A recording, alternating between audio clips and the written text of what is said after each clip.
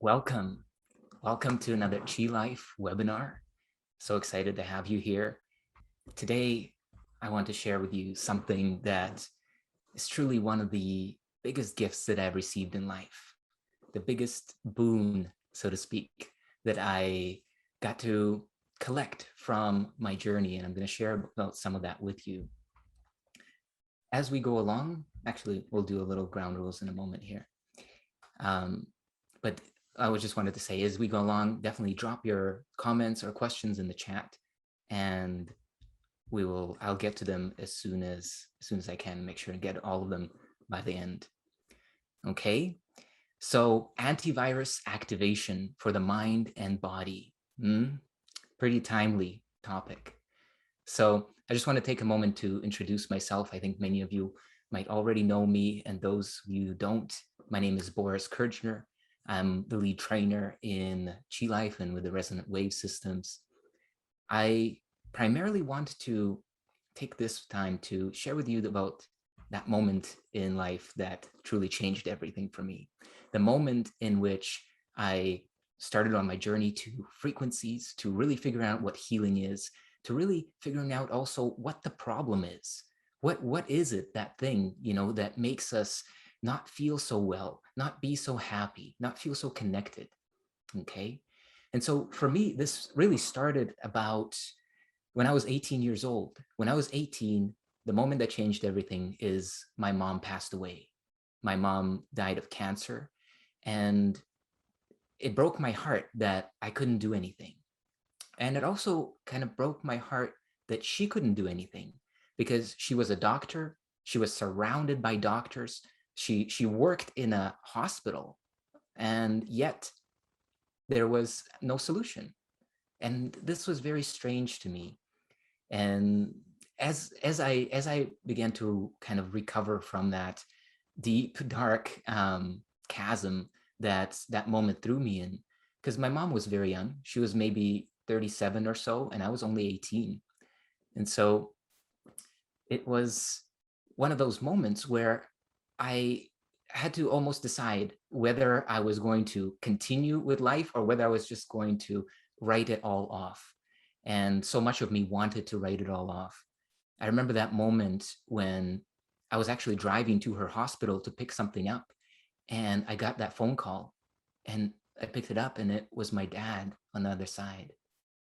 And he was crying, and I could feel the energy start to drop in me, and I could hear his words saying, "Come home, mom died."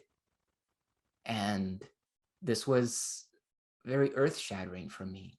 It was as if a cold bucket of ice water was poured all over my head, and it was just this piercing sensation of disbelief and fear. And so that moment, as dark as it was for me, and it certainly got darker, that was the genesis of why I'm here today and why I'm sharing this with you. I would never thought I would say it like this, but my mom's passing was a kind of upside down miracle that through the pain, through the just confusion of how could this be, I got to start on a journey that led me through the discovery of energy and frequency and vibration. I started to learn about nutrition. I started to learn about psychology. And most of all, I dove deep into spirituality to try and really understand what is that thing that makes all the difference. Is there such a thing? Is there something within us that liberates us? They say the truth, know the truth, right? Know it, and it sets you free. And I wanted to know that truth. I wanted to know what it is. And so I started on this journey, and through all of the different levels and trainings and everything that I did, I was guided step by step to something that I want to share with you in today's training. So I want to also set the tone and help you to really get the most from this. So the way that you get the most from this is by remembering that what you put in is what you get out, okay? So since you're here, since you're giving your time to this experience, to this activation of this latent property within our body, mind, within our soul, whatever we may say, within our consciousness, I want you to bring your full presence, your full attention to this. See if you can minimize the distractions around you. See if you can kind of lean in to this experience, because what I want to share with you, if you get this, and it took me more than 10 years to actually get this, even though it was right here in front of me the whole time. And we'll get to what it is. I don't want to sound too mysterious here, but if you're here, really give yourself this opportunity to take this in. I want you to engage, maybe take notes. Whenever you take any notes, whenever you have any breakthrough and insight, I want you to write it down, because when you write it down, you lock it in. You kind of download it even to a deeper level of your memory, of your awareness. And if you see or hear something in our training that you've never heard before, that is brand new, it's an insight for you, I want you to type into the chat, type in breakthrough in or whatever you may want. But breakthrough is a keyword for, it's kind of like a snap, and it helps your brain, it helps your mind, it helps your experience to really absorb that insight. So whenever you have, that's why sometimes people, when they see it, they suddenly see it, they say, aha, so that aha is that pattern interrupt that allows you to really be able to capture this experience. Aaron, thank you. So let's cover this space, what we're going to cover today, what we're going to learn. So I want to speak with you about the bigger pandemic behind the pandemic and what to do about it, okay? How to activate natural but hidden antivirus of the mind, and also how to protect yourself from the vicissitudes of today's experience. So much chaos is happening. And of course, I don't have to tell you this, but there is a way to find stillness in the storm, to find the peace that passes understanding. And in essence, that is what the antivirus is. It is a quality of consciousness that when we perceive from there, when we abide in that space within us, so many of those things that would usually bother us, that would usually scare us, tend to fall away. So I want to just, well, I guess maybe I shouldn't have switched the screen off. I want to share this with you. So the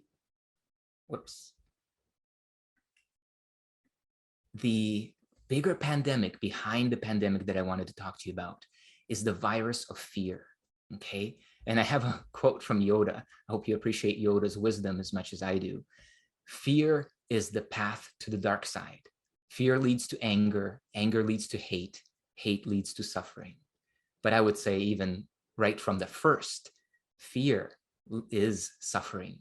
Fear is the absence of everything that we really, truly want. And I'll also touch in with you about the economy of fear, something that arises in the world as we go through this time. So when we experience fear, this is something that's really important to understand. And please see how much right now fear is trying to get your attention. You see it in social media, you see it on TV, you see it on ads, you see it on billboards, you see it everywhere. Everything that this dream is saying to you is be afraid, be scared, feel threatened, okay? So when I say dream, here's what I mean. I bet many of you have already heard about this, right? The Indian concept of Maya, or in Buddhism called dukkha. It is talking about this dreamlike illusion that the world is Maya. The world is a dreamlike illusion. And the interaction between you and Maya is always, on Maya's terms, is always between these two polarities, attachment and aversion. Okay, so attachment is we're craving something because we think it's missing. We want it. We're trying to acquire it. And aversion is we're afraid of something. We're trying to get away from it. We're trying to hide from it. And so when we engage with the dream and on the dream's terms, we always lose. We always lose. And so one game, and you see in the Indian philosophy, in the Hindu philosophy, and also in many other kind of non-dual and mystical traditions, even in the depths of Christianity and even Islam, kind of the Sufi side of it, Kabbalah. So in many of the world traditions, there is a deep inner mystical core. And in this core is found this conversation that the world, this very world that you're seeing in front of you now, it's playing a game with you. It is like a game.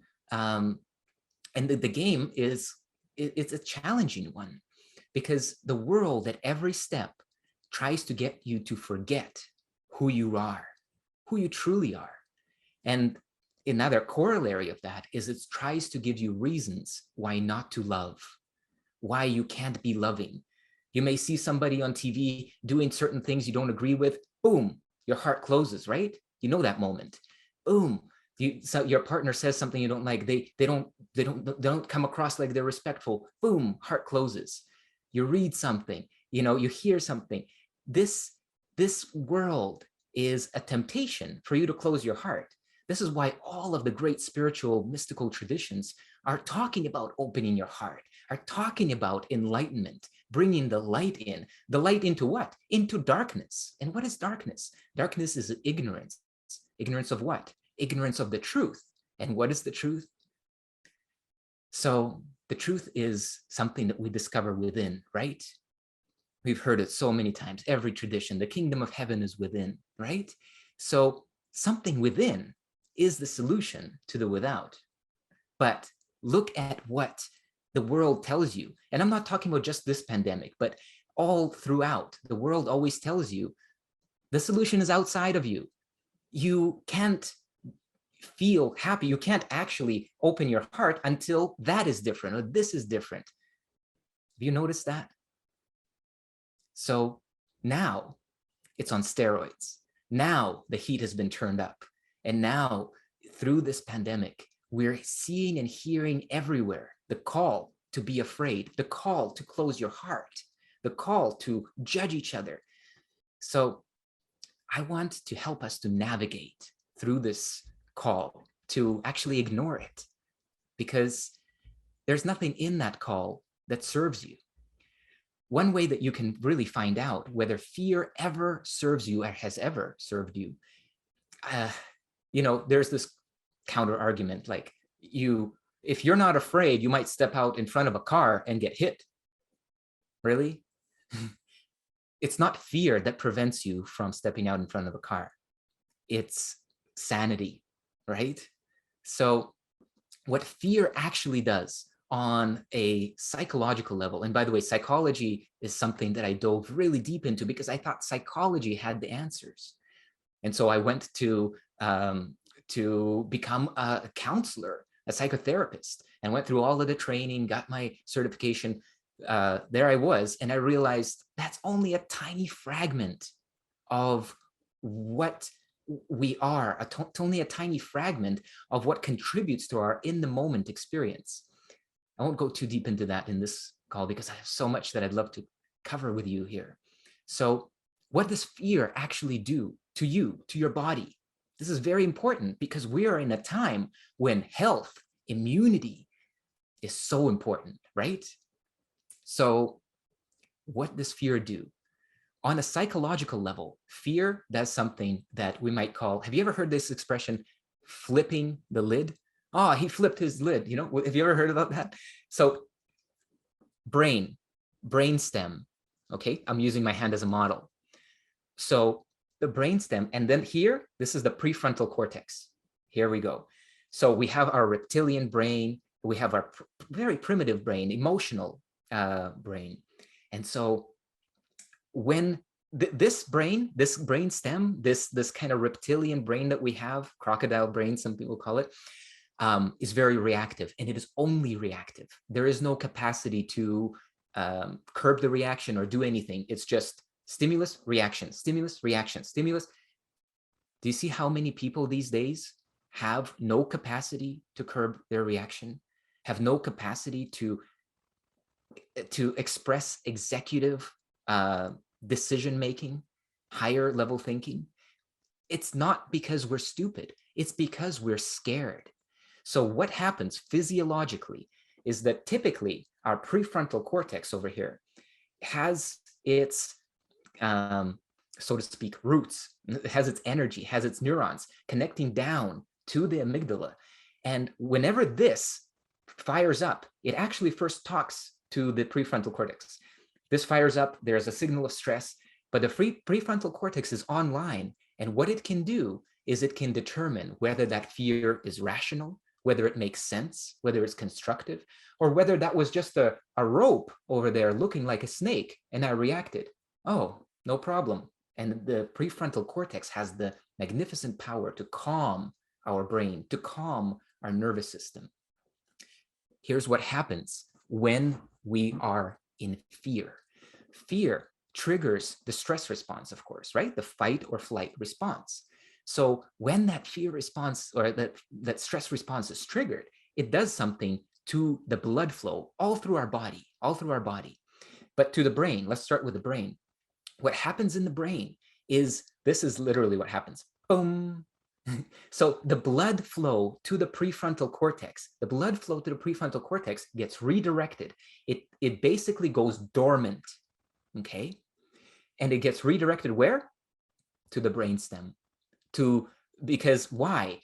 When we are in fear, when there's threat, when there is like danger, imminent danger, saber-toothed tigers right behind me, this is not the time for executive decision making, okay? This is the time for instinct, to fight or flight, right? So naturally, the brain adapts to the situation. But when we are in chronic states of stress, when every day you are shown some image of why you should be scared, why you should close your heart, why it's not safe, and you see everybody wearing the masks, you see the signs, you see the billboards, it gives you this sense, if you take it at its face value, there's always this sign that you're in fear. And so we have this chronic stress response. It's always been here, by the way. I've been talking about this for like a good 5 years, but now it's at its peak. And so as the blood flow is redirected from the prefrontal cortex to the brainstem, all we can do is react. We lose our ability for rational decision-making, for sound judgment, and we're very easily manipulated, we're very easily controlled, and we make very bad decisions when we're in fear. So this is why it's very important, what I want to share with you today, to learn to center yourself, to learn to bring your energy into coherent expression instead of reactive expression. So I want to also highlight one more thing here. Oh, let me just share the screen. Remember how there is this competition, right? The competition for your attention, right? So before I do that, just to speak a little bit about why this is happening. You see, the way that our economy works, the corporate economy, capitalism, and I'm not against it. I think it's a beautiful thing. It can be very beautiful. But the way that it works is that it capitalizes on whatever trends betray the public's needs and fears, okay? Every kind of advertisement that you've ever seen, to one degree or another, plays to one of these things: lack or fear. Lack or fear. What do you lack? What do you fear? Okay? Sometimes they play to your aspiration, but these two are so core. They're the core of every marketing training, every teaching in marketing. This is what it is. And so naturally, without any blame to anybody, but naturally, entrepreneurs, business-minded people, and others who have particular stakes, who can profit from fear, they want to emphasize it. They want to put it into your awareness, because when you are aware of it, just like, imagine that, I've seen so many different advertisements like, oh, you want your teeth to be whiter. And then there's some kind of advertisement of somebody with super white teeth, and they're saying, oh, I just use this kind of toothpaste, and it plays to your insecurity, plays to your kind of like fear. Oh, what if somebody thinks my teeth are not so white, right? This kind of game is now, unfortunately, kind of being co-opted and co-opting the pandemic in a way that magnifies fear. Economy of fear is being built. And unless we really, as humanity, begin to wake up, and us individually, this is where it all starts, to be able to draw our attention back to a place of clear safety and undisturbed peace within ourselves, so that our hearts can open and so that we can see the world completely differently. But here's why this is so important. This is, where is it? Well, yeah, let me share with you this one too. I want to get to another little quote. So fear does not stop death, right? Something to just kind of stir us a little bit. Fear doesn't stop death. It stops life, right? Again, the other thing that happens when you fear is that your entire nervous system and your entire kind of body, your life force contracts. It contracts and contracts and contracts. Bruce Lipton did amazing on this. If you look up the biology of belief, he basically broke it down into this.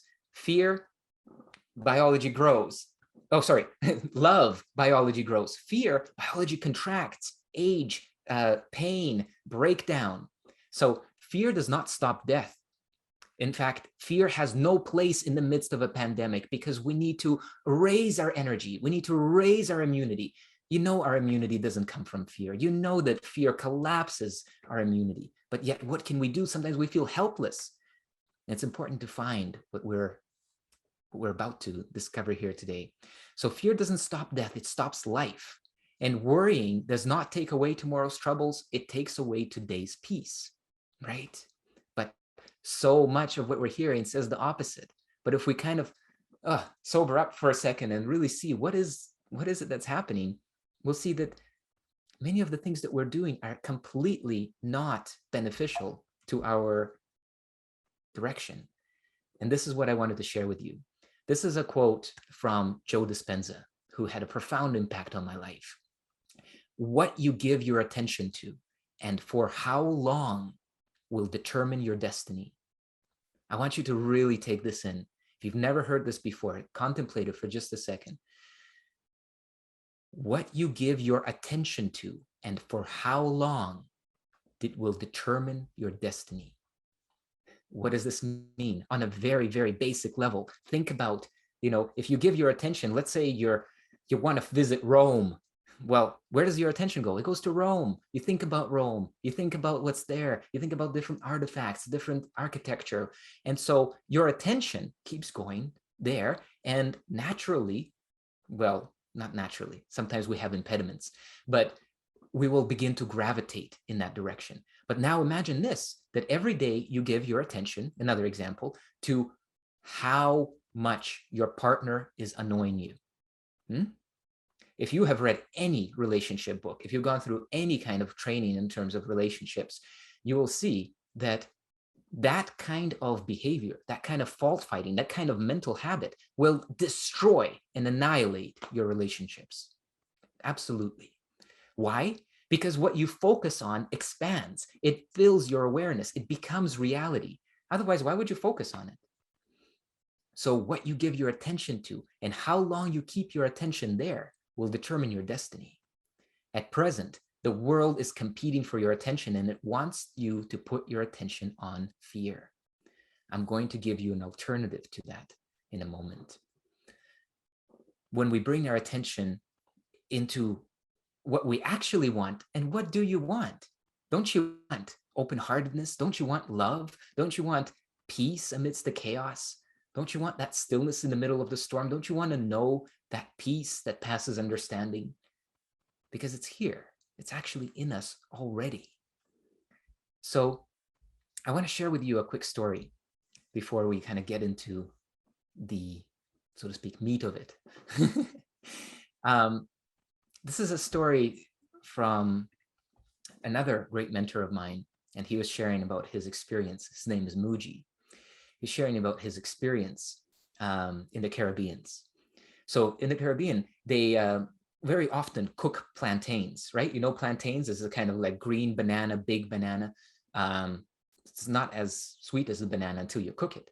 So when you peel the plantains, they have this kind of stickiness. You might have experienced that also with a banana. Sometimes with the banana peel, it's kind of got this gummy, kind of sticky experience. So as the chefs would be working there with the bananas, if they did nothing, that stickiness, that residue would stick to the knife, and then a bunch of other things would stick to the knife, and it just wouldn't be as smooth, and it would stick to their hands, and it would just start to get everywhere. So what they would do is they would take coconut oil, and they would put the coconut oil over their hands, and they put the coconut oil on the knife, and then as they go at the plantains, nothing sticks.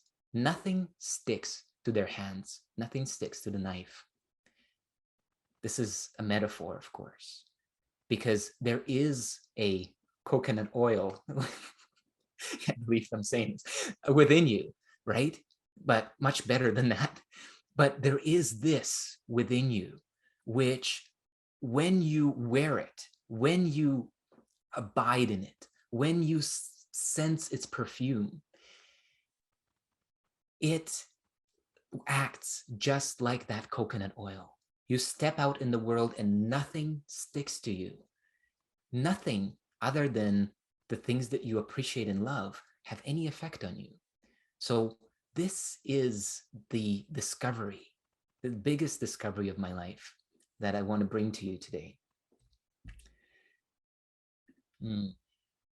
So I also want to, before we get into that, and I'm going to take you through what it really is, and then we're also I'm going to leave some time for us to practice it. We're actually going to do an activation meditation. But what I want to do first is I want to share with you a few announcements. And I want to share something that but is very true in my perspective. And so I want to share it with you. This is my opinion. This is my take on it. So I want you to hold that in your mind as we discover this. But what I really want to share with you is that fear and scarcity is not the only way to meet the pandemic.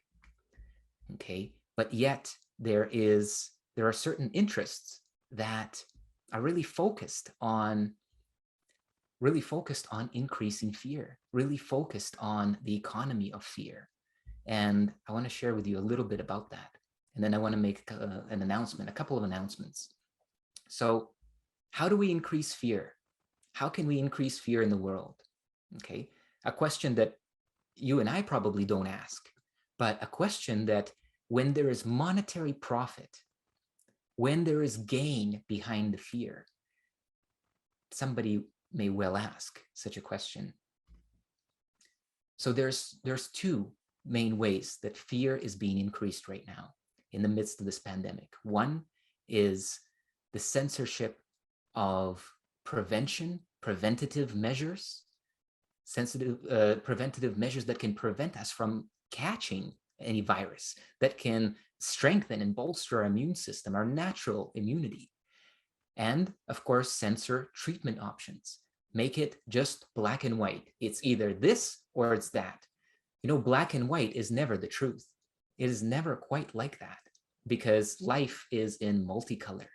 So on the one side, we have censorship of preventative and treatment options. And on the other side, we have what we're doing with advertisement, what we're doing with our attention, or what is being offered to our attention, which is to draw the attention into threat and lack.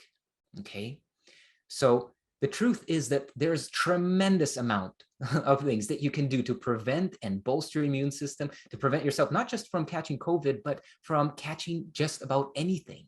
So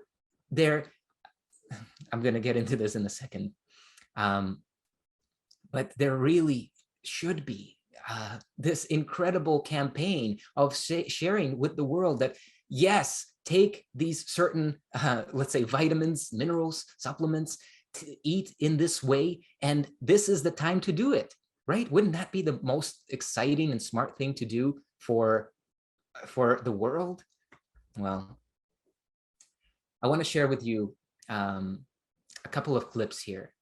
And number one is like about the prevention, right? Which is in this area right here.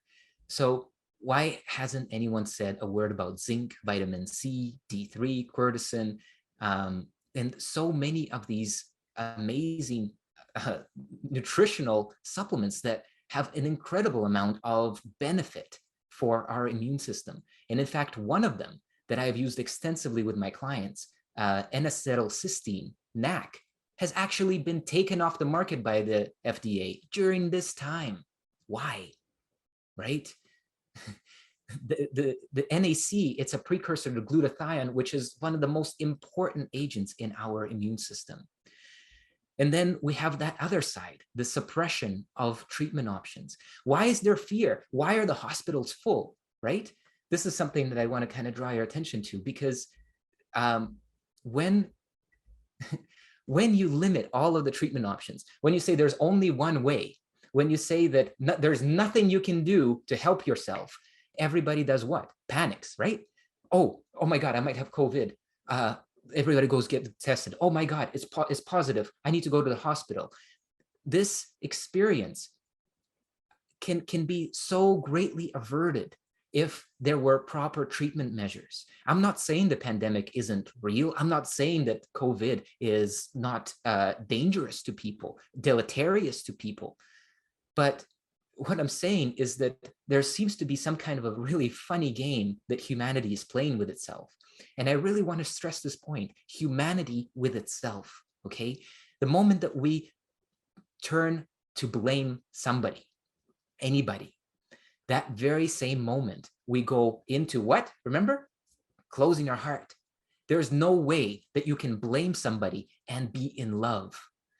And here's what I discovered, that being in love is the only thing that we truly want. It's the only thing that you truly want. In the end of every desire that ever comes to you, what you truly want is for your heart to be open, for yourself to be loving, to know that you are loving and lovable and loved. If you have these three things, it won't matter, I promise you. It won't matter what kind of car you have, what kind of house you have, who's the president, what's happening. If you can be loving, loved, and lovable, and you know this in your heart, there's nothing that will shake you. And so the reason that we are shaken is because, once again, we are playing a kind of game with ourselves. Our collective ego is playing this game with us, but we experience this on an individual level too, right? Don't we? Haven't you caught yourself in those moments where you thought, well, maybe where you definitely saw your ego at play, right? Where you saw your ego trying to hide, trying to save face, trying to do different things for its own profit, right? So this game, if it can happen on the microcosm, it can happen and does and is happening on the macrocosm. But we are doing this to ourselves, and we need to make the change right here first. When we make the change within our own consciousness, this is when the world changes. At first, it will change only for you, but then it will begin to spread from you like wildfire. And this is what my vision and my hope and my desire is for us coming together like this. Nobody's talking about this. All we have is vaccines and masks. Not true, just not true. And on the other side, if somebody did actually get COVID, if somebody did actually get sick, there are incredible treatment measures, and there's incredible science behind it. But what's happening is this demonization of treatment methods. It's like as if you do anything to prevent yourself from dying, you are a conspiracy theorist. You are peddling snake oil. It's just incredible. But I know firsthand that there are incredible nutritional technologies available, chemical technologies even, that completely transform the experience of being sick, contract that time frame tremendously, and ease all symptoms. So what is the deal? So here we have Dr. Satoshi So YouTube actually deleted his video where he's talking about benefits of Ivermectin, for which he was awarded the Nobel Prize in Medicine in 2015. How does that happen, right? What? Well, it does happen because the ego is very clever. But here's another kind of example, like incredible amount of science behind Ivermectin, behind its ability to actually suppress viral activity, right? And instead, this is the only possibility. So we have vaccines or masks. And if you do come to the hospital, primarily, this is what's happening. You walk in, this is from a nurse that I followed on social media. You walk in, your family gets kicked out. You get put on pharmaceuticals and sedation, and you get put on the ventilator.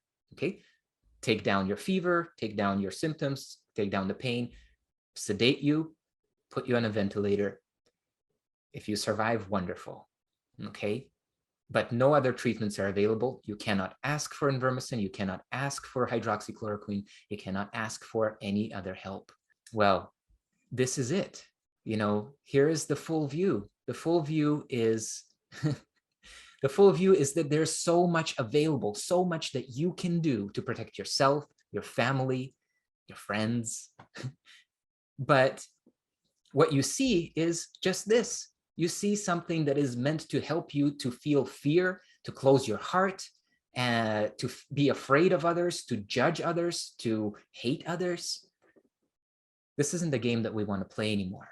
And I'm sure it's not a game that you want to play. If you're still here and you're watching this, I know that you're up for a different path. Mm-hmm. And just this very recent Israeli study that finds natural immunity significantly superior to coronavirus. You can look up the stats. I'm not too big in trying to remember or share all the stats, but this is a beautiful published study that basically shows that vaccinated immunity is very weak. So what are we doing? We have to be bolstering our own innate immunity. Okay. So the announcement that I want to make is that what we're doing here at Chi Life, that I'm very grateful for, is what I really wish our world would be doing. I can't say our governments, but we have so many incredible organizations and bodies of knowledge, associations. What our world should be doing is giving out. You know, when this pandemic first started, I was thinking, I'm like, well, wouldn't it be great if the government just sent out zinc and vitamin D and vitamin C and a little packet to everybody and said, hey, do this, take this, take this, take this, you know, once a day. Do you think that could have lowered numbers? Number of cases, number of deaths? I have no doubt that it would. Absolutely no doubt, because so many studies have come out since then that show that, in fact, the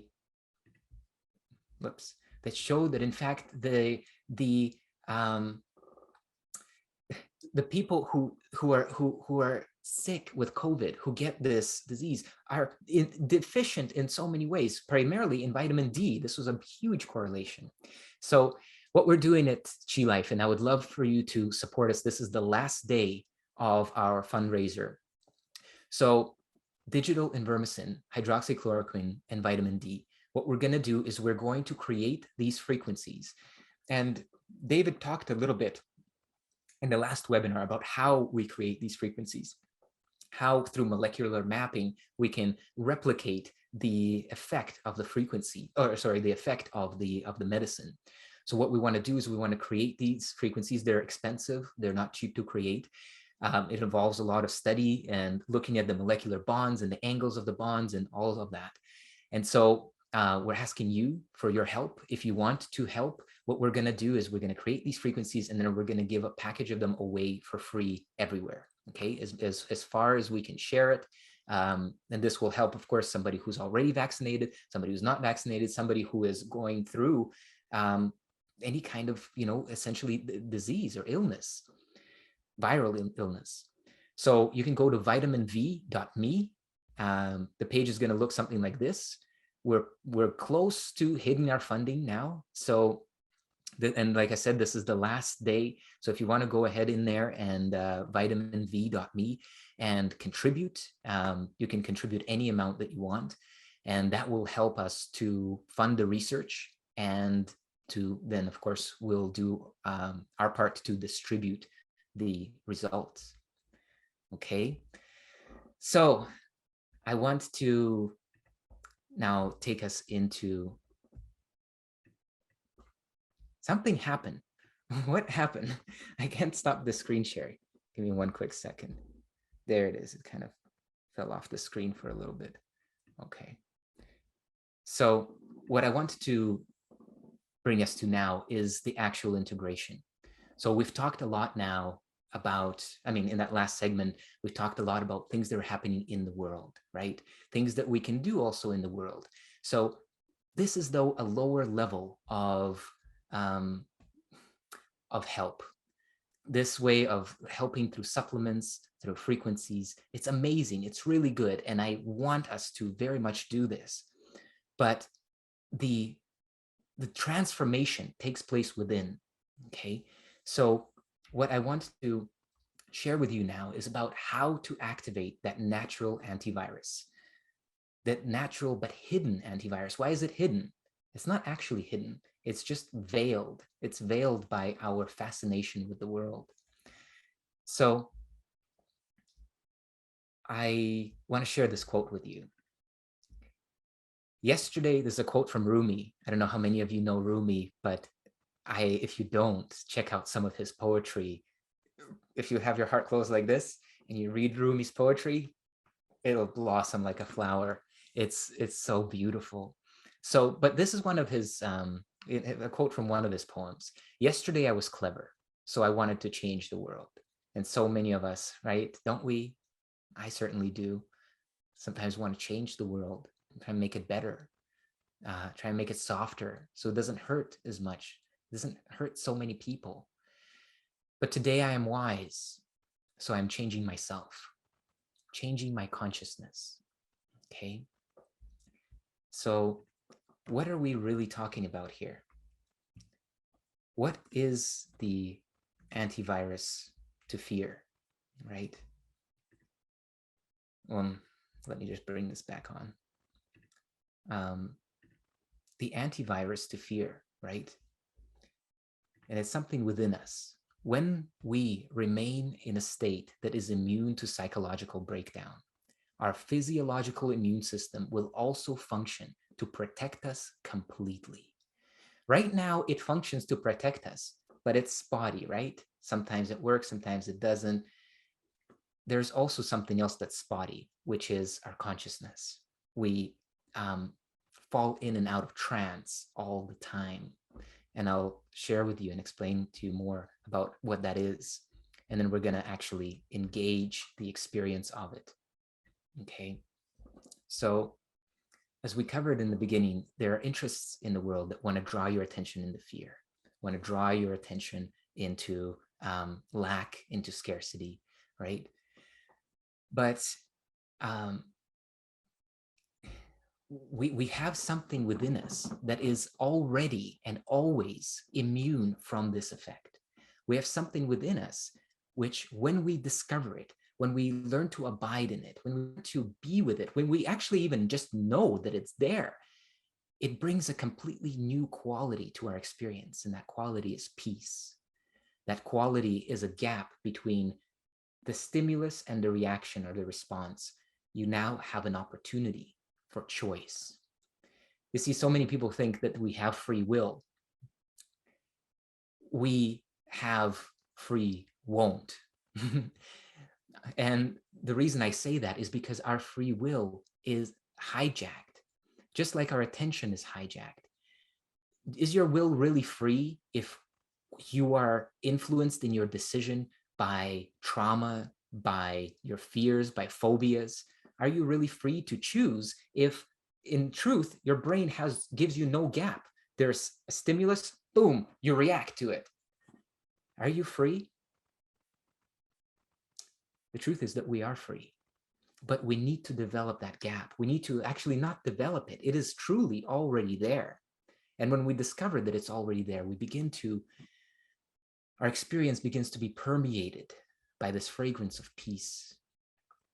So there's a natural antivirus, and in many of the different traditions, it's been referred to by many names. Some have called it the Tao, the 0 point, the Atman, the Great Spirit, the Immaculate Awareness, and the peace that passes understanding.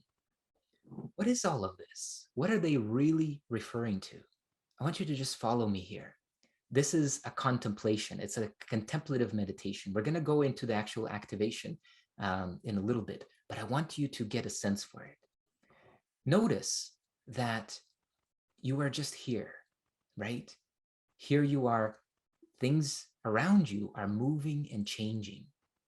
This has always been the case, but you have always been here to witness it. Remember the you that was here when you were 5 years old or 10 years old? And remember how different the body was? It looked totally different. It sounded different. It behaved differently. So that space from which you are aware of the difference between your 10-year-old body and your present body, that space is not your body. Are you aware of this? Is it making sense? There is a space of pure awareness within us, a space of changelessness. You see, everything in life, the only constant in life is change. So your thoughts keep changing, your feelings keep changing, your emotions keep changing, your states of consciousness keep changing. But something is aware of all of this change. If that something wasn't there, you wouldn't be able to tell the difference between your 10-year-old body and your present body, because you would be your body. And how can this body be aware of another body that is not here?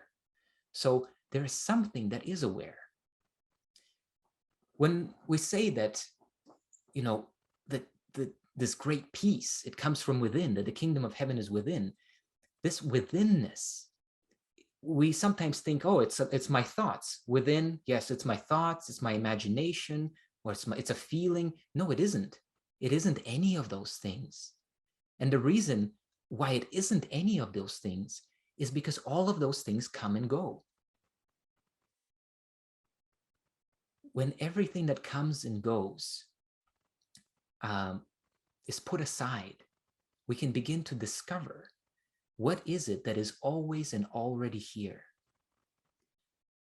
One way that you can begin to explore that space is notice how typically, okay, your typical in the moment experience is one in which you are following a particular narrative, a narrative of yourself.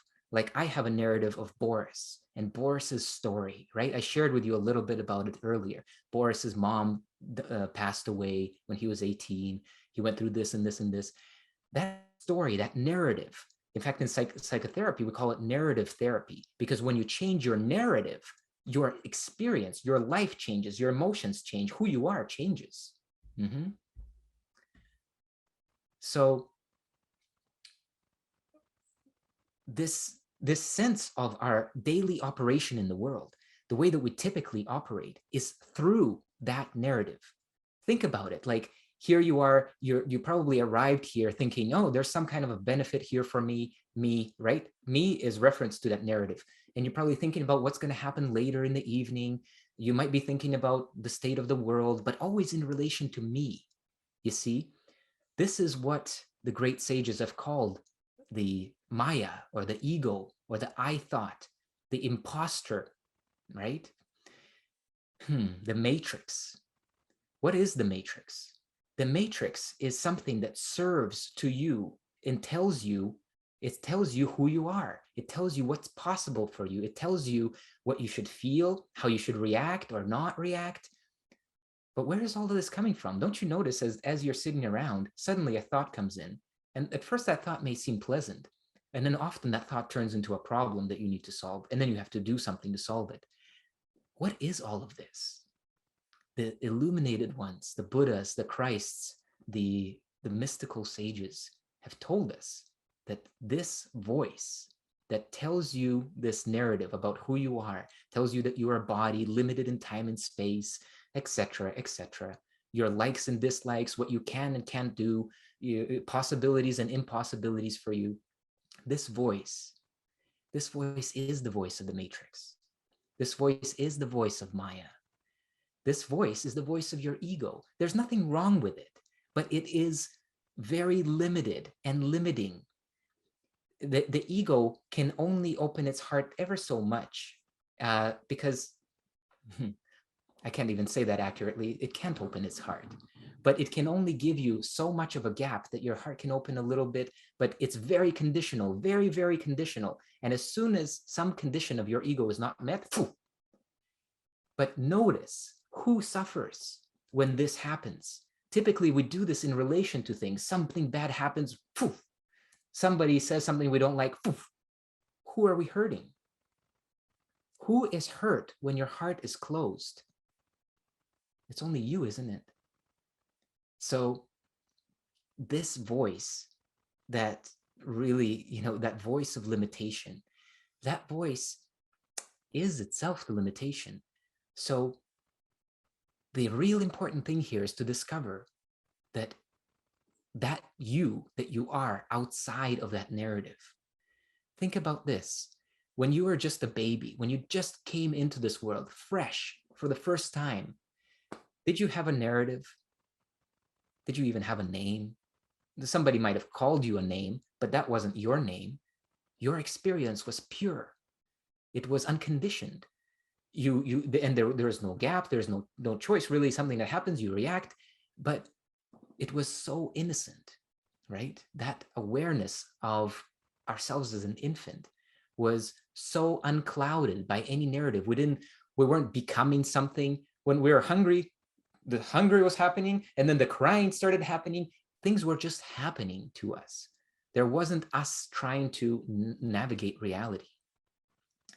So that absence of narrative, that awareness, did you notice that infant who you were is fully alive? And in fact, we love looking at them. They seem to shine, right? They seem to be so bright, and they bring us so much joy. Why is that happening? Well, that's because they're free. It's because the ego hasn't yet formed, hasn't yet completely taken over their mind. And thus, they're able to express that natural joy, that natural radiance. So without that story, who are you? One way that you can begin to pierce the veil of this conditioning and find that peace that passes understanding, find the 0 point, is by doing this. As you hear your narrative, as you hear your thoughts narrate something to you, what you do is you cut it right off. You just take another great mentor and teacher of mine, Bentino Massaro. He took something from another teaching, the freedom teachings. The moments of clarity, short moments of clarity repeated many times will produce incredible results. But he put it in a way that I truly appreciate. He said, for 2 to 5 seconds, drop all thought. So the way that works is, here I am, I'm telling you about my dog Yellow, and how sweet he. That. As you have your narrative going in your mind, at one moment on an exhale, the exhale can help you. Just notice what remains. Don't notice just what is in front of you, but notice the one who is noticing. Notice that clear, open space. Do you see what I mean? Try it in the same way again. You can just allow yourself to think like, hey, there's Boris on there. He's talking about something to do with this antivirus. I'm not sure if I really get it. Boom. You pop the bubble of thought. You pop the bubble of thought, and you are in this open space. You don't yet know what this open space is. Its depth is unfathomable. You know the word I mean. So But truly, truly, it is in this way that as you begin to discover the space, and continue with me, just as you see your thoughts forming, go ahead and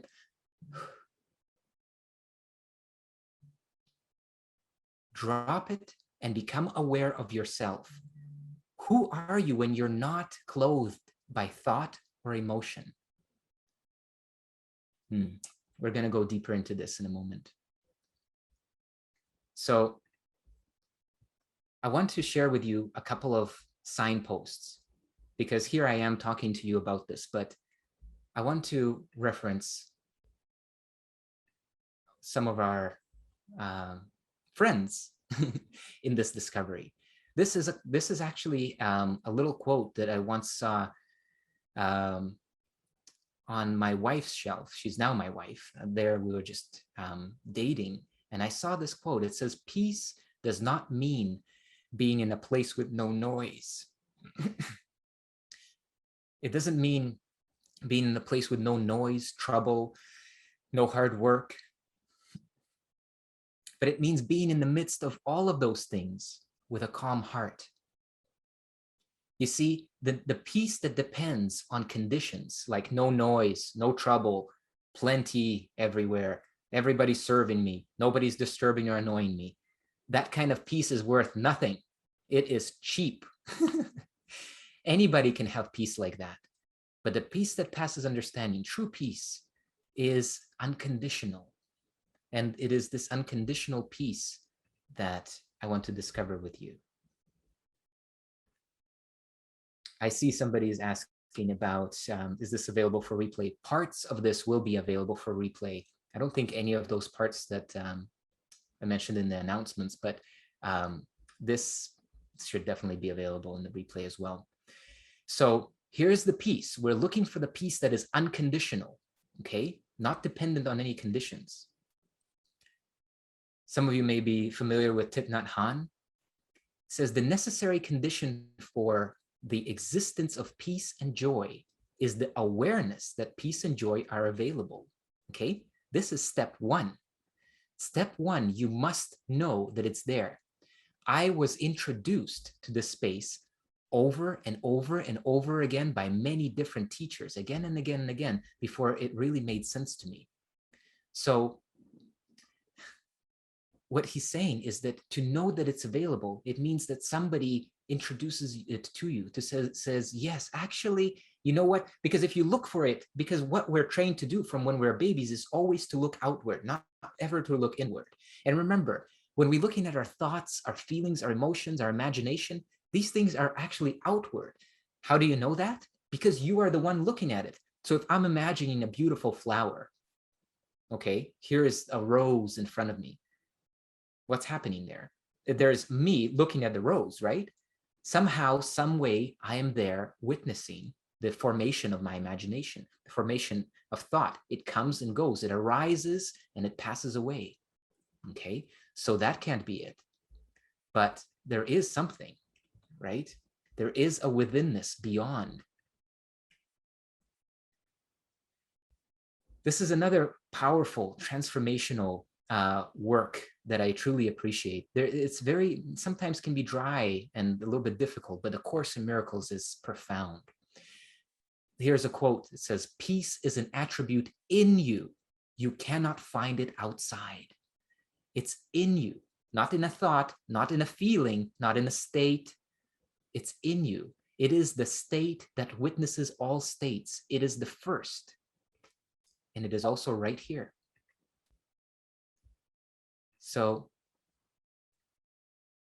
yeah, let's continue. So how do we actually access this deep peace? How do we actually access this unconditional peace in the midst of circumstances, any circumstance? Okay, a part of this is here. So this is Bill Johnson. I found this quote and I thought, hey, this is kind of interesting. This is pointing in the right direction.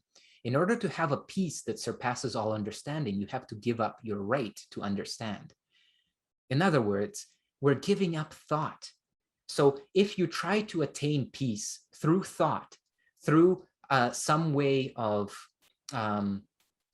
let's say, getting thought to calm down or thinking about things in a way that's beautiful. And this is a very worthwhile practice, reframing and thinking thoughts. Every thought produces form at some level. Your every thought counts. Make it a lovely thought. Think of your mind as a garden where you plant these thought seeds. And the ones, remember from our previous quote, remember when we talked about that where you put your attention and for how long you have your attention there, that is what becomes your destiny. So it's the same thing with thought. What thought you give attention to is the one that you water the most in your garden, in that garden of your mind. And that's the one that comes to fruition, the one that fruits and multiplies. But there can never be a permanent peace in thought, because thoughts, you are going to have other thoughts come in there, not necessarily even your own thoughts, but because we share a collective consciousness, and because the collective itself is vibrating at such a low level of fear. Because of this, you're going to have a gravitational pull. So no matter how positive thinking you are, you're going to have things served to you by the matrix that are going to dismount you, that are going to knock you off, and you're going to fall again. But when you find this place before experience, this place of witnessing that witnesses everything that arises and is itself unwitnessable, that place, this place that's looking out of your eyes right now, that very awareness. Practice again that space of just letting go of thought.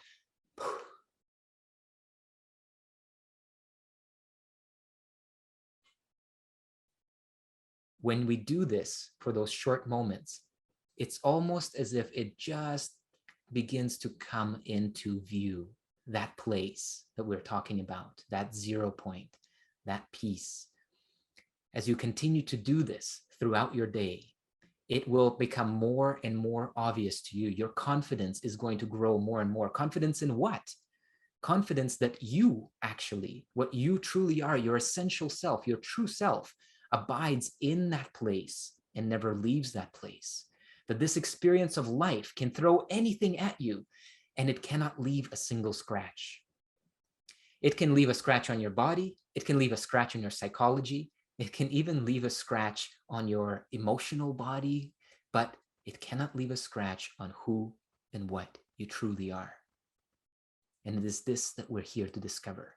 This is the most important thing that I can share with you. And in this time, as we're moving through this incredibly turbulent and also a time of great opportunity, this is so important that we find this place, together. So let me check. I'll come to the questions in a little bit. I know that there's some questions coming in, and just go ahead and drop them in the Q&A, and we will take care of them. So this place where he says you have to give up your right to understand, that need to understand what? That need to understand, why are they doing this? Why is this happening? What should I do? Blah, blah, blah, blah. All of this. Your peace isn't in that answer. Your peace is already here. And so that thought journey that tempts you to follow it into a place where there might be an answer, it's a false promise. Every promise of your ego has been a false promise. If you look really closely, you'll find that. It always leads you to the sense of like, yeah, when I get my chi coil, that's when I will. Yeah, how long does that last? What we need to do is we need to use our chi coils and everything else that's available to us to help to draw us into this sovereignty, into this inner freedom, into this heart of our experience, heart where we are one with the universe itself, one with the universal one. So how do we do it? Well, here's another one of my mentors that I want to introduce you to. Sri Ramana Maharshi, a great Indian sage. So he says, your nature is peace and happiness. Have you noticed? Your real, true nature is peace and happiness. Thoughts are the obstacles to the realization of this, to the realization of the natural great peace that is already and always here. A thought must be quelled as soon as it rises. I want to qualify this. He doesn't mean quelled like suppressed. He doesn't mean quelled like resisted. Quelled means released, like I'm not interested. A thought comes in, hey, what do you think about having some pizza? I'm not interested. Hey, what about this thing happening in the world? What about this problem? What about your mind is addicted to problems? All of humanity, we are addicted to problems. This is the way that we've been programmed. We're seeking out problems so that we can solve them. Sometimes for some people, peace is truly intolerable. But when we discover this space, we're going to find that it has been the home that we've been longing for all along. So a thought must be quelled as soon as it rises. Whenever a thought arises, do not be carried away by it. So what is he talking about here? A thought arises. It's just what we just practiced in a moment here, right? A thought arises. We're not fighting it. We're not trying to get away from it. We're not trying to suppress it. We're not trying to, there's no tension. Relax on the exhale, right? Relax and let it go. Let what go? Let your fixation on it go. It doesn't mean that you need your mind to be perfectly silent. There may still be thought. There may be wisps of this and that and imagery, but you are uninterested. Imagine this, you know, this screen that you're watching in front of you. This is kind of like a television screen, right? So here you see everything moving, but you know the screen itself is actually still, right? The screen is not moving. So even though my hand is moving all around it, look at look at this space right here on your screen and see, like, don't follow me. Typically, what we're trained to do is our eyes kind of lock on this. Oh, there's a face. I'm going to follow and see what it says. But I want you to just look at this little area on your screen. Just look at it as if it was a window, like you're looking through it. And then really, you know, you allow me here in the background of it to move however I move. And you're not paying attention to that because what you're paying attention to is just that little portion of the screen. You can practice this in your car when you're driving. If you see there's a windshield in front of you, right?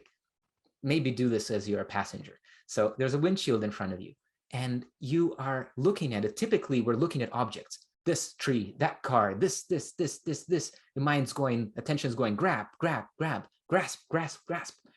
Instead of that, unclench, ungrasp, let it go. Everything is moving and you are not touching it with your attention. You're not trying to hold on to it. You're not trying to squeeze anything out of it. You're not trying to find something. You're not trying to reject anything. You are just uninterested.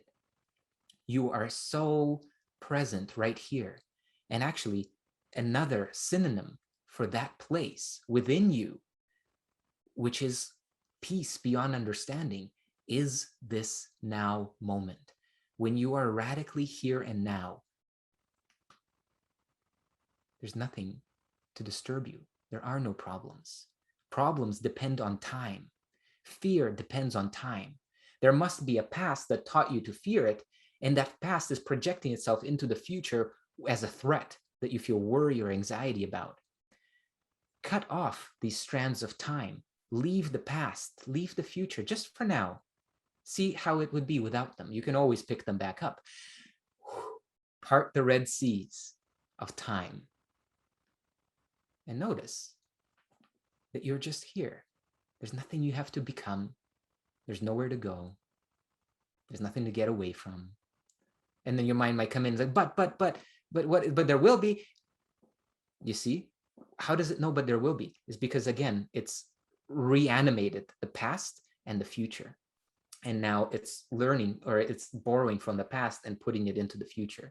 This is why most human beings evolve very little in a lifetime, because they're essentially reliving their past over and over and over again. So this space of this now moment, this is where you truly come alive. And as you learn to abide more and more in this space, you'll begin to see that more and more wisdom begins to come through you, more and more insight, more and more peace, more and more non-reactivity, more and more skillful means to engage the world, to engage people in relationship.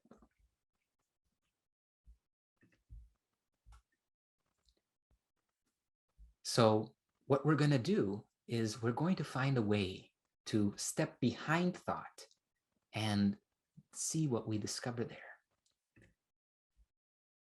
And another quick quote here from Muji.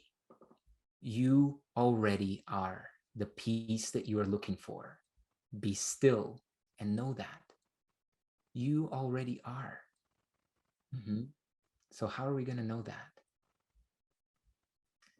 I want to take you through meditation. I want to take you through an activation experience. I'm going to guide you in this. In this time, I'm going to invite you to close your eyes, and I'm also going to play for us a frequency. So let me stop share for a moment and share it in a way so that I can play the frequencies for you. So the frequency that I'm going to play is a higher quantum frequency from the Wisdom Collection. And the specific frequency is called Universal Laws. I've been really loving this frequency lately, playing it in my meditations.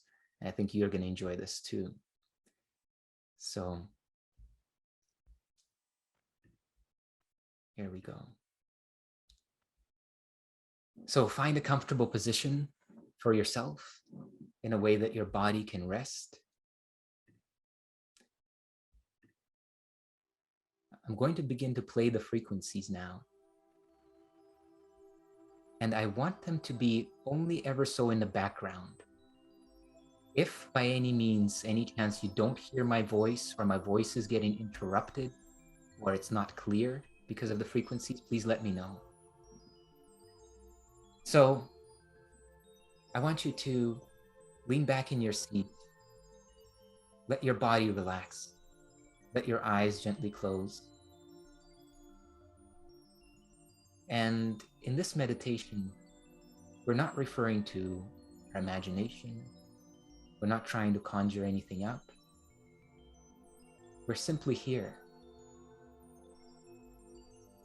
I'm going to instruct you in a little bit of a use of your imagination to free yourself, or to set the context for this open space.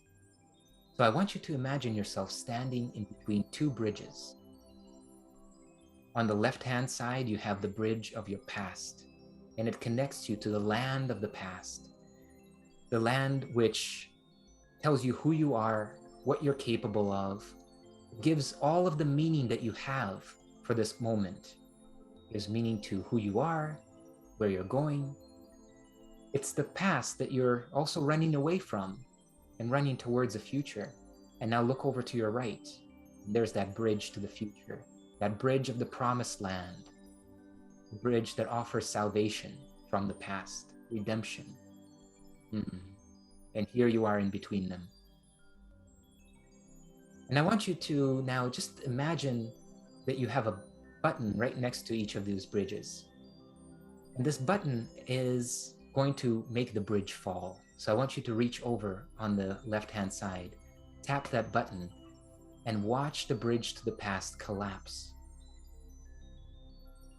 Now you can't refer to any thought of the past. What would it be like for you in this moment if you couldn't think about the past at all? If you didn't know where you came from, didn't know who you are, didn't even know where you're going? You look over to the bridge of the future, it's already gone because it depended entirely on the past. There's no future without the past. And I want you to now see where you find yourself. Gently let go of this imagination, and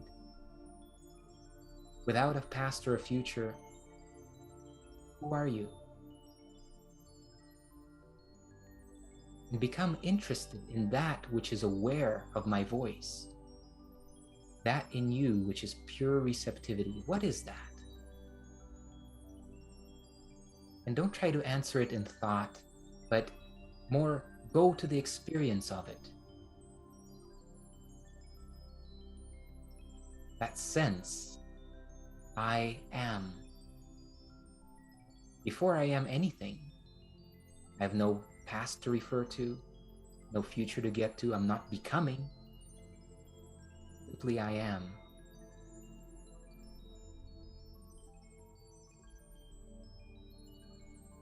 I want you to put your attention now onto the sound of the frequency and use it as contrast. So on the one side, you can be aware of the frequency, the sound. But I also want you to now ask this question: who or what is aware of this? And allow your awareness to turn on itself. Allow attention to become attentive to itself. Awareness, aware of awareness.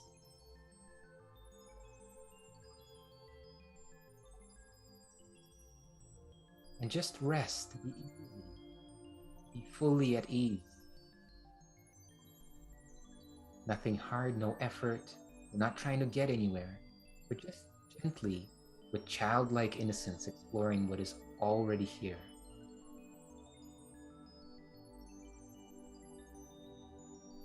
Again, notice the frequency, notice the sound, and ask yourself, where is the source of the awareness of this sound? I know where the sound is, but where is the awareness of it?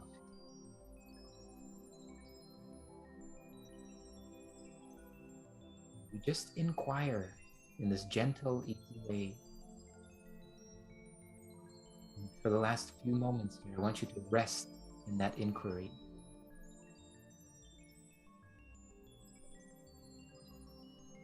What is aware of this?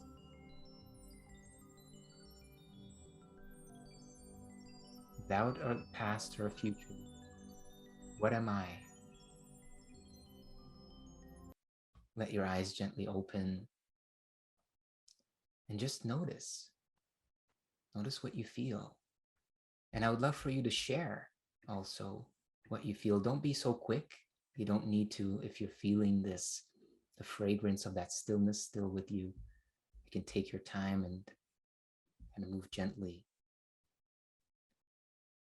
But I want you to, I want to invite you to share with me. How was that experience for you? You can type it in the chat, or you can kind of raise your hand, and if you want to share, I can bring you on live, we can chat. How was that experience for you?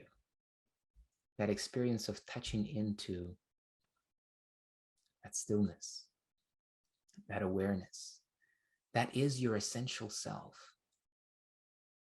Relaxing, yeah, it can be relaxing, and relaxing for the mind, but not just relaxing the body. The body we can relax, but if you abide in the space, and by the way, what we've done here is just the surface. We barely scratched the surface, because as you develop a relationship with that aspect of you, which is forever witnessing every thought, every feeling, every experience, every change, but it is itself changeless, unalterable, and always already present in its fullness, always still, always at peace.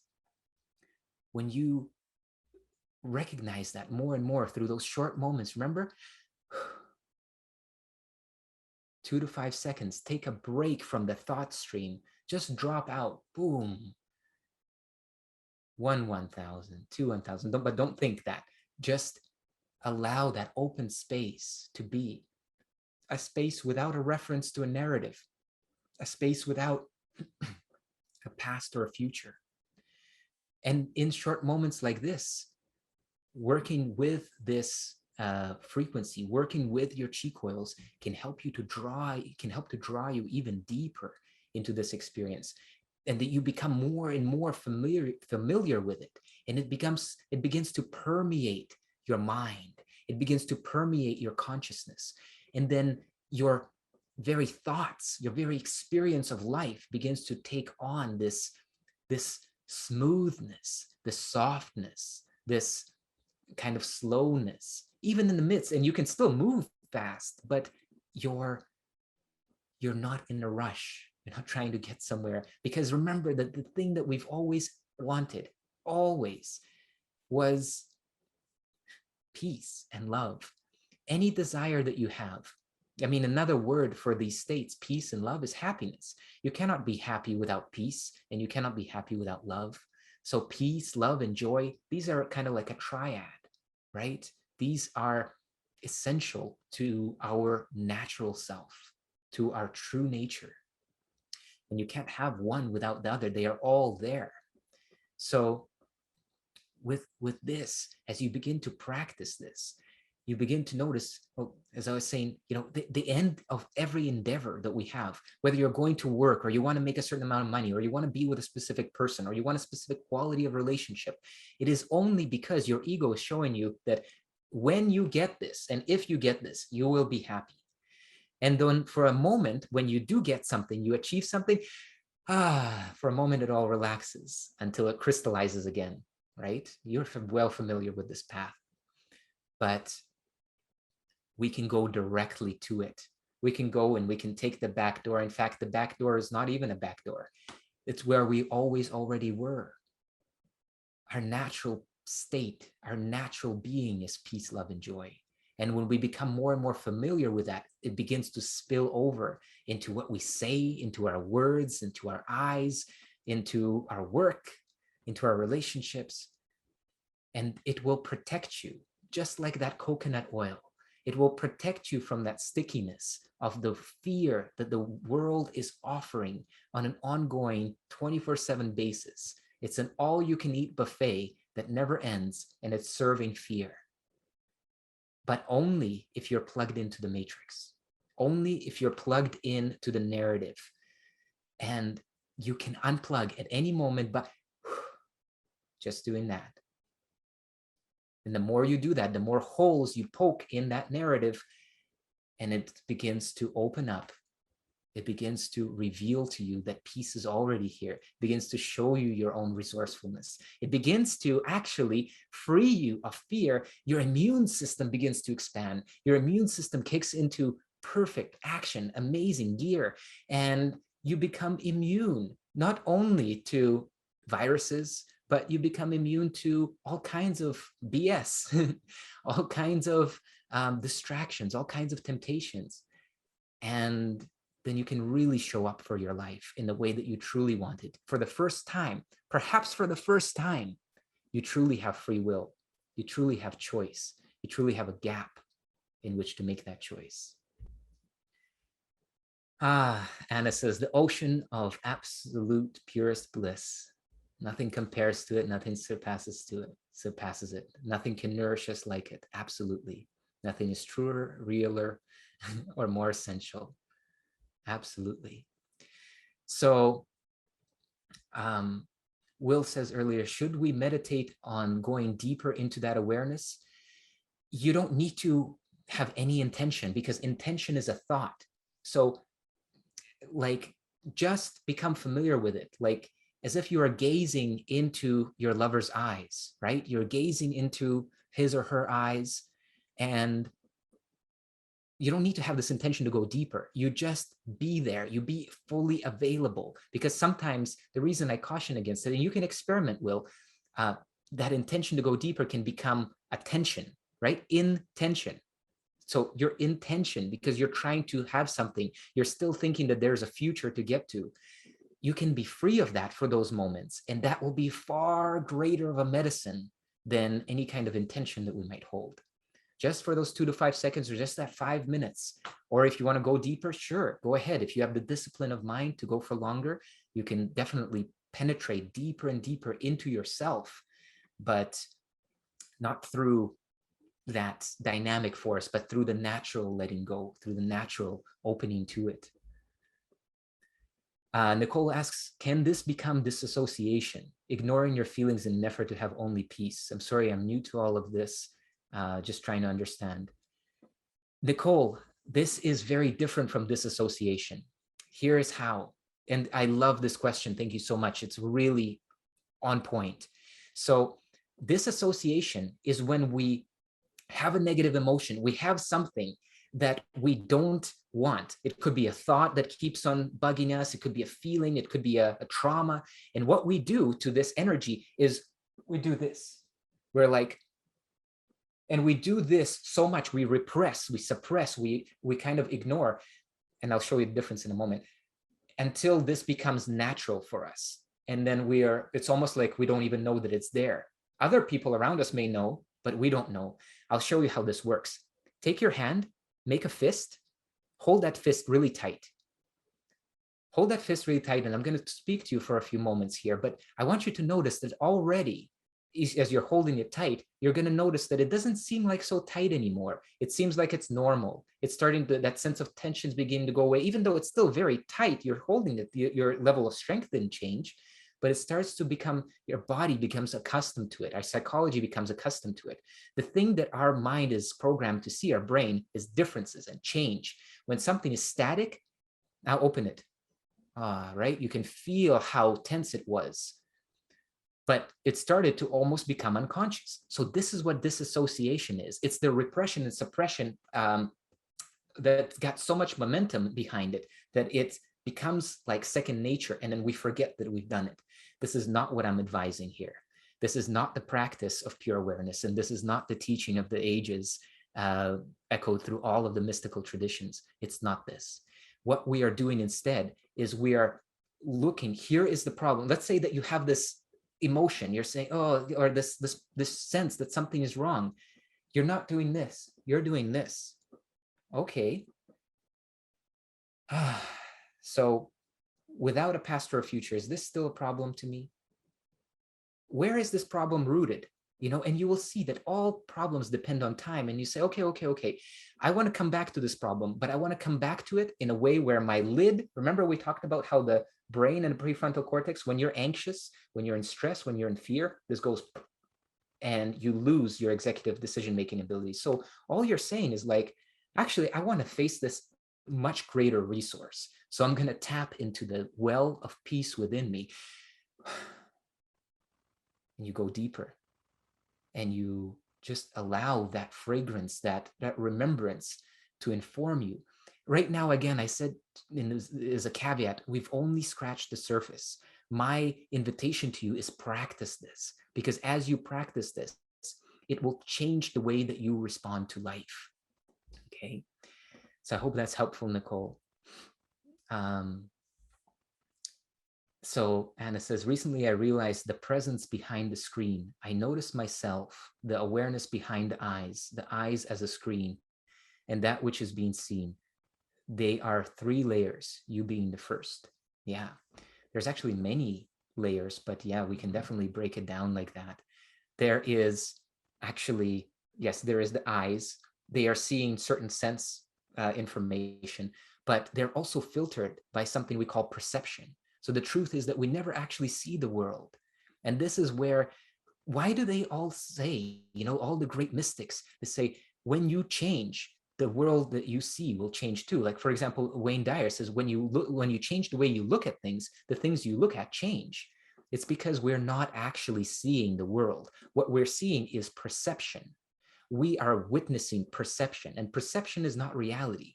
Perception is what is created by a composite of our past and future, our likes and dislikes, our cravings and aversions, and that's what colors our screen. And we typically are actually always reacting to this screen. This is why we can create our own reality, because we can very easily change when we become masterful at skillfully using thought and feeling and imagination. We can change all of that. We can change our perception. But even with the most pristine perception, like I said, you're still subject to be knocked off of that peace if it's dependent on a particular perception. But when you discover this peace within, this is when you begin to really and truly wield yourself in the world in a way that perhaps you never have before. Very beautiful.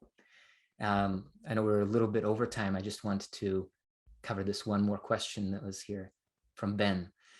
There are only 2 answers to every question: holy and unholy, good or evil, truth or error. Truth or error, yeah, right or wrong, false or true, war or peace. how do you go about choosing the right one? What investigation measure would you choose? You see, that choice of duality is only available when you look out, not when you look in. When you look out, you see duality and multiplicity. You see right and wrong, good and evil. And there's all of this, yes, for you to choose from, absolutely. But when you look within, you see only one.